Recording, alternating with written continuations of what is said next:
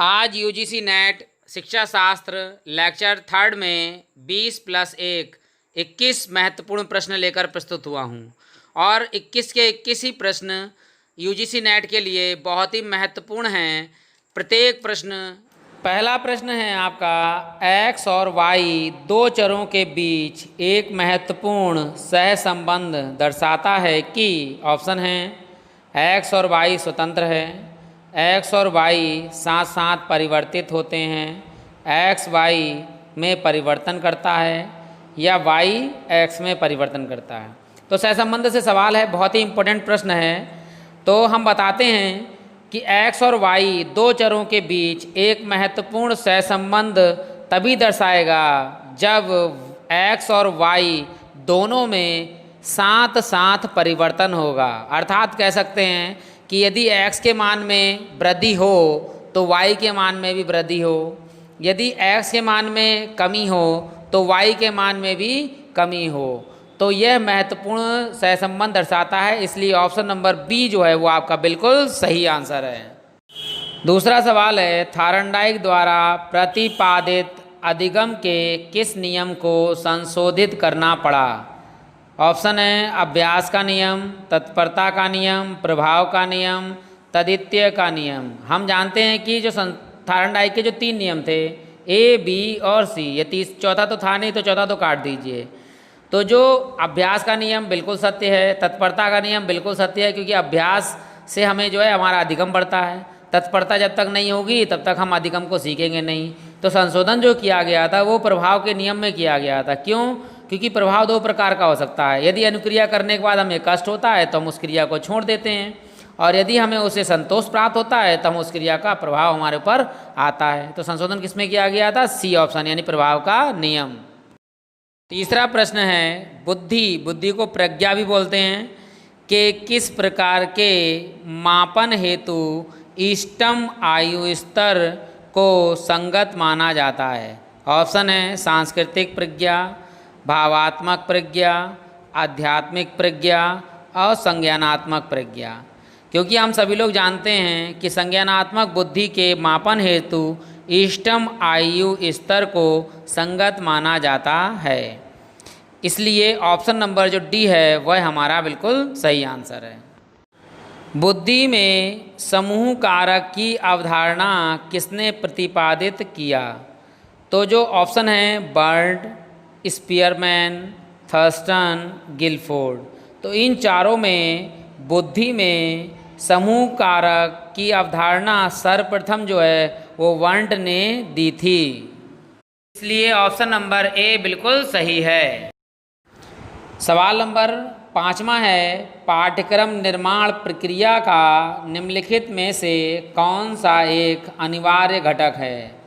समुदाय की जनांकीय विशेषताएं, माता पिता का विकास सूचकांक, अनुदेशन के इनपुट प्रक्रिया और आउटपुट पर विचार करना, किसी स्कूल की किसी विशिष्ट स्कूल बोर्ड के साथ संबंधता। तो इसमें जो है ऑप्शन नंबर डी सही नहीं है, गलत है। ऑप्शन नंबर बी भी गलत है और ऑप्शन नंबर ए भी गलत है। क्यों गलत है? क्योंकि पाठ्यक्रम एक दिशा एवं साधन है जिसका अनुसरण शिक्षा के लक्ष्यों को प्राप्त करने के लिए किया जाता है। तो लक्ष्यों को प्राप्त कैसे होगा? कि भाई अनुदेशन में इनपुट भी हो और प्रोसेस भी होता हुआ हो और हमें जो है आउटपुट प्राप्त भी हो, इसलिए ऑप्शन नंबर सी बिल्कुल सही आंसर है। सवाल नंबर 6 बहुत ही मोस्ट इम्पॉर्टेंट है, ये सीटेट में भी आता है, यूपी टेट में भी और नेट के एग्ज़ाम में भी।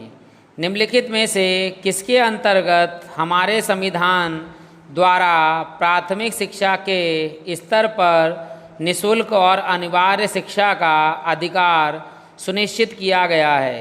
ऑप्शन है 2019 के अधिनियम का अनुच्छेद 21 से, 2002 के अधिनियम का अनुच्छेद 21 खा, नीति निर्देशक सिद्धांतों का अनुच्छेद 45, 2002 के अधिनियम का अनुच्छेद 21 से।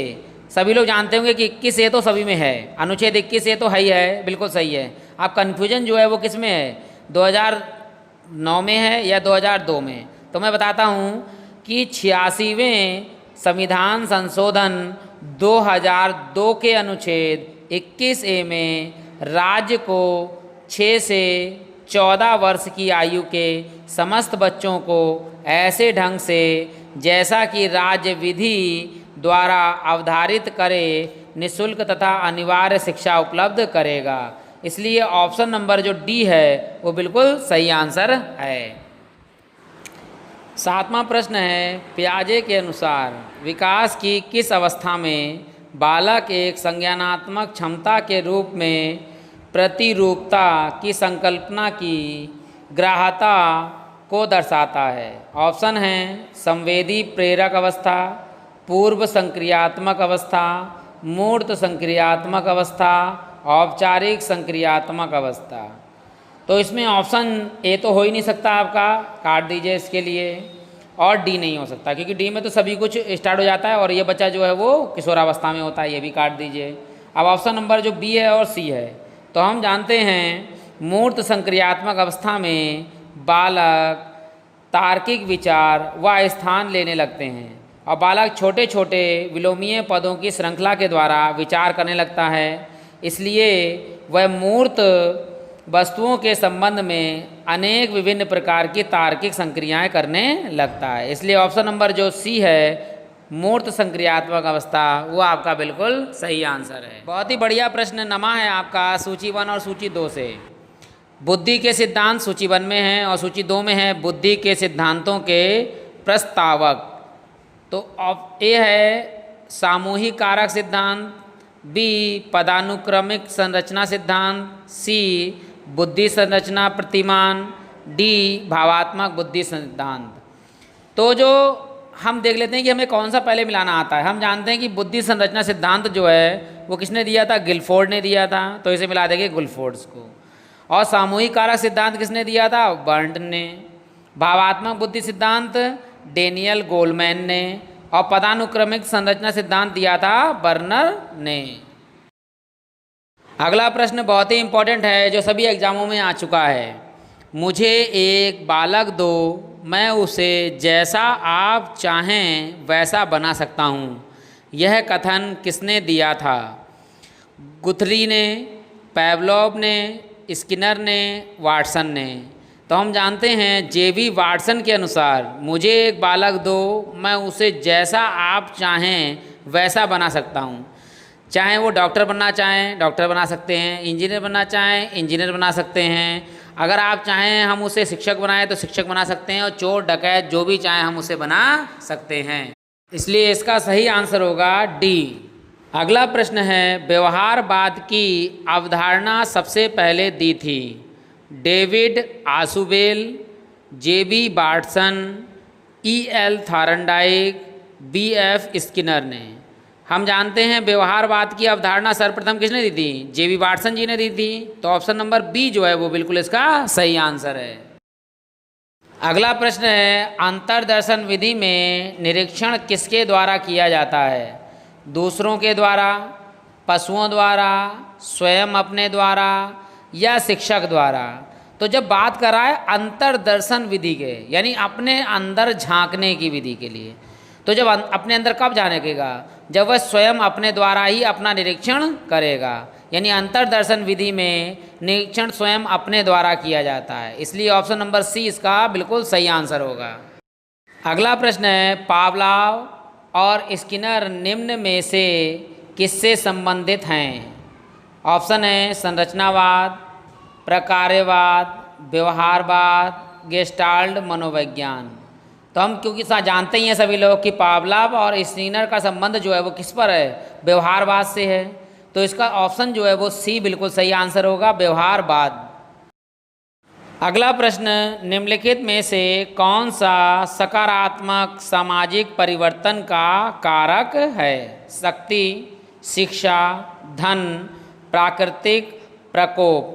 हम सभी लोग जानते हैं सकारात्मक क्या होगा, तो प्राकृतिक प्रकोप तो होगा नहीं, ये भी काट दीजिए। धन अर्जन करना शिक्षा का मुख्य उद्देश्य नहीं है, ये भी काट दीजिए। शक्ति भी काट दीजिए। तो ऑप्शन नंबर बी जो है इसका सही आंसर होगा, क्योंकि शिक्षा का सामाजिक परिवर्तन में घनिष्ठ संबंध होता है। समाज के लिए शिक्षा अत्यंत अनिवार्य है। जब तक समाज के व्यक्ति शिक्षित नहीं होंगे तब तक समाज में वांछित परिवर्तन लाना संभव नहीं है। इसलिए सकारात्मक सामाजिक परिवर्तन का कारक कौन है? शिक्षा। इसलिए ऑप्शन नंबर बी बिल्कुल सही आंसर है। अगला प्रश्न, शिक्षा किसके अंतर्गत आती है? समवर्ती सूची, मूल अधिकार, भारत का संविधान, राज्य सूची। हम लोगों ने पढ़ा है 42वें संविधान संशोधन 1976 में शिक्षा को समवर्ती सूची में शामिल किया गया है। इसलिए ऑप्शन नंबर ए बिल्कुल सही है। 15वां प्रश्न बहुत ही खास है, अभिकथन और तर्क से। तो अभिकथन है, अध्यापन और अधिगम की प्रक्रिया में प्रेरणा आवश्यक है। तर्क है, उत्प्रेरणा लक्ष्य के प्रति आकर्षित करती है और इसके अर्थ को स्पष्ट करती है। ऑप्शन है ए और आर दोनों गलत, केवल ए सही, केवल आर सही, या ए और आर दोनों सही। तो बिना प्रेरणा के अध्यापन और अधिगम बहुत ही नीरस हो जाता है। यानी कि अगर अभी प्रेरणा ही नहीं है तो क्या हम उसके बिना अध्यापन कर पाएंगे? नहीं। अधिगम कर पाएंगे? नहीं। इसलिए अभिकथन तो ठीक है, और अभिप्रेरणा के द्वारा ही व्यक्ति अपने लक्ष्य पर केंद्रित होता है तथा अपने लक्ष्य को प्राप्त करने का प्रयास करता है। इसलिए तर्क आर भी सही है। तो ऑप्शन नंबर डी, ए और आर दोनों सही हैं। प्रश्न है, अनुसंधान का अर्थ। ऑप्शन, बार बार खोजना, किसी समस्या का हल ढूंढना, नए सत्य की वैज्ञानिक खोज, प्रयोग करना। अनुसंधान में सभी चीज़ें होती हैं, लेकिन हमें जो है इसमें देखना है कि कौन सा बहुत ही अच्छा आंसर है, यानी कि सबसे ऊपर है। बार बार खोज करना अनुसंधान का मतलब ही होता है, क्योंकि इंग्लिश में बोलते ही हैं रिसर्च, रिसर्च का मतलब ही होता है बार बार करना। किसी समस्या का हल ढूंढना ये भी होता है, प्रयोग करना ये भी होता है। यानी ऑप्शन नंबर जो सी है उसे देखते हैं कि अनुसंधान का अर्थ होता है नए सत्य की वैज्ञानिक खोज करना। यानी सब तो करना होता ही होता है, लेकिन नए सत्य की वैज्ञानिक खोज करना होता है। इसलिए ऑप्शन नंबर सी आपका बिल्कुल सही आंसर होगा इसका। 17वां प्रश्न फिर है आपका सूची 1 और सूची 2 से। सूची 1 में है आदर्शवाद, यथार्थवाद, प्रयोजनवाद, प्रकृतिवाद। सूची 2 में है स्वतः शोधात्मक उपागम, निगमनात्मक विधि, प्रयोगात्मक अधिगम, आगमनात्मक विधि। तो मिलाते हैं एक एक करके। आदर्शवाद जो है वो निगमनात्मक विधि है, तो आदर्शवाद को मिलाएंगे निगमनात्मक विधि से। यथार्थवाद आगमनात्मक विधि से। जो प्रयोजनवाद है वो प्रयोगात्मक अधिगम से। और प्रकृतिवाद क्या है? यानी स्वयं से सीखना, यानी स्वतः शोधात्मक उपागम से। 18वां प्रश्न है, अन्य शर्तें यदि वही हों तो दोनों चरों के मध्य निम्नलिखित में से कौन सा सहसंबंध सबसे कमज़ोर होगा? ऑप्शन है 0.26, माइनस के 0.85, 0.146, 0.10। हम जानते हैं सहसंबंध जो है वो +1 से लेकर -1 तक होता है, और क्योंकि +1 जो होगा वो सबसे धनात्मक होगा और -1 जो होगा वो सबसे ऋणात्मक होगा। यानी सबसे ताकतवर जो बॉन्ड होगा, यानी सबसे अधिक होगा बॉन्ड, वो होगा +1 में, और सबसे कमज़ोर जो होगा वो बॉन्ड होगा आपका -1 में। इसलिए इसमें देखते हैं कि माइनस का ऑप्शन कौन है। तो माइनस का ऑप्शन कौन है? बी, यानी माइनस के 0.85। तो जो सहसंबंध सबसे कमज़ोर होगा वो होगा ऑप्शन नंबर बी। 19वां प्रश्न है, निम्नलिखित में से कौन से उद्देश्य की प्राप्ति के लिए क्रियात्मक अनुसंधान की आवश्यकता होती है? ऑप्शन है सिद्धांत का विकास, शोध प्रबंध लेखन, कक्षा की समस्याओं का समाधान, किसी सिद्धांत का परीक्षण। तो हम जानते हैं कि क्रियात्मक अनुसंधान जो है वो वर्तमान समय की समस्या का समाधान करता है। इसलिए ऑप्शन नंबर सी, कक्षा की समस्या का समाधान सही आंसर है। 20वां प्रश्न है, मैस्लो की मानव आवश्यकताओं की श्रृंखला में सबसे मूलभूत वर्ग में है अपमान की व्यवस्था, प्रेम की आवश्यकता, शारीरिक आवश्यकता, सामाजिक आवश्यकता। जो मैस्लो ने अपने त्रिभुज का जो चार्ट दिया था उसमें सबसे अधिक महत्वपूर्ण दिया था, वो दिया था शारीरिक आवश्यकता को। इसलिए मूलभूत जो वर्ग है वो है शारीरिक आवश्यकता, ऑप्शन नंबर सी। आज का अंतिम प्रश्न है, निम्नलिखित में से कौन सी विधि यथार्थवाद के सिद्धांतों से सबसे घनिष्ठ रूप से संबंधित है? खोज विधि, ह्यूरिस्टिक विधि, करके सीखना, परियोजना विधि। यथार्थवाद के सिद्धांतों से सबसे घनिष्ठ रूप से संबंध करके सीखने की विधि से है, इसलिए ऑप्शन नंबर जो सी है, करके सीखना, बिल्कुल सही ऑप्शन है। आप सभी दर्शकों का बहुत बहुत धन्यवाद। और यदि आपने मेरे चैनल को सब्सक्राइब नहीं किया है तो आप सभी लोग चैनल को सब्सक्राइब कीजिए।